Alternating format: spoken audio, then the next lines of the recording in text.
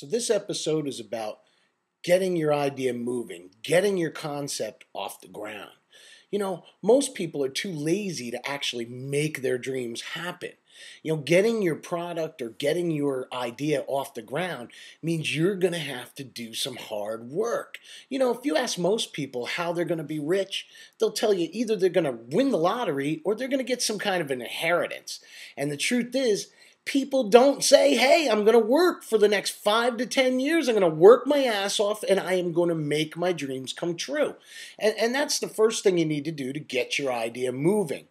The other thing is you need to follow other successful people before you. If you follow a loser, everybody knows that you'll probably end up losing. But you also have to pick the right winner.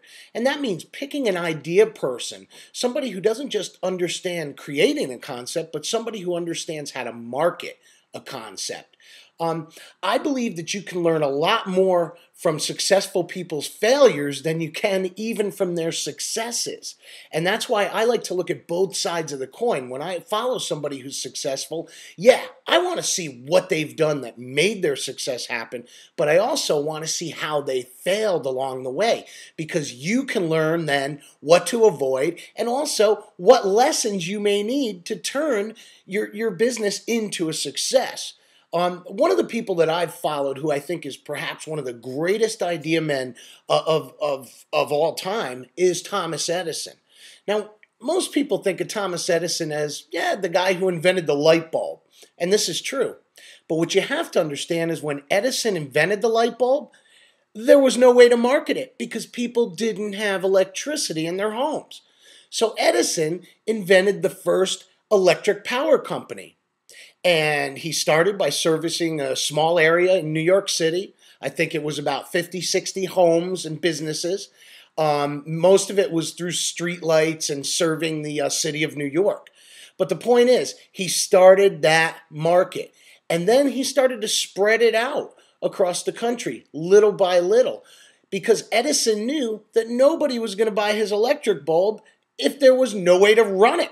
So he actually created a market for one of his greatest inventions. And that may be what you'll have to do.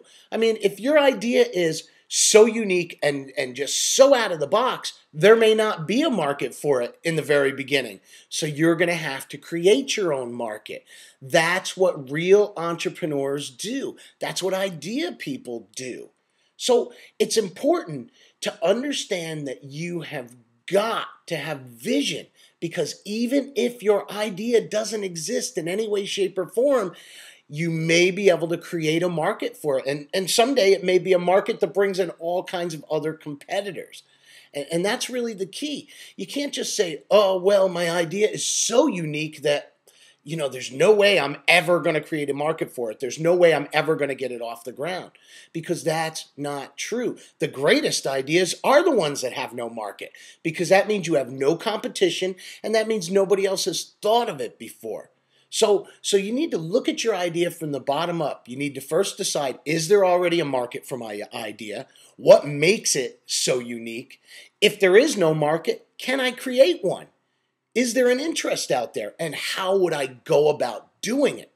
Then you have to look at other people, other successful entrepreneurs who've been in the same situation as you, and find out what they did to create their own market. Find out what they did to get their business off the ground. That's the key. Follow other successful entrepreneurs. Because, I think it was Ben Franklin who said that the definition of crazy is a person who does the same thing over and over and over again and continues to get the same results, only they keep doing the same thing. Well, you don't want to follow people who failed over and over and over again.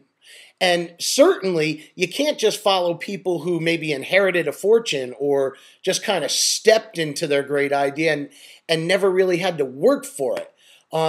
I know when I started Sinus Buster, I had $350 to my name. And I knew there was nobody that was going to hand me money. So I had to create my market, create my product, and build it from the ground up. And I really looked at other people who kind of started with nothing. Not just nothing in money, but nothing in market. So, famous inventors and marketers like Thomas Edison can be a real inspiration to helping today's entrepreneur get an innovative idea up and moving and turn it into a brand new market. So remember, you got to have vision, you got to do the hard work, and you got to follow people who've done it before you because they know something that you don't know. And then hopefully once you learn these things, you'll do what I'm doing and pass them on to the average entrepreneur out there. Because we've got to pass our knowledge on so that entrepreneurs can continue to thrive and survive in this uncertain economy. Because the only way to rebuild our economy and become strong is through innovation and entrepreneurism. Everybody knows that. That's the key to creating new jobs and new wealth and building a new global economy. So please take my advice to heart. Find somebody that you can follow who's done it before and look at their successes, but also look at their failures. And if you don't have a market for your idea, create one because you can do it if your idea is good enough and you've got the passion.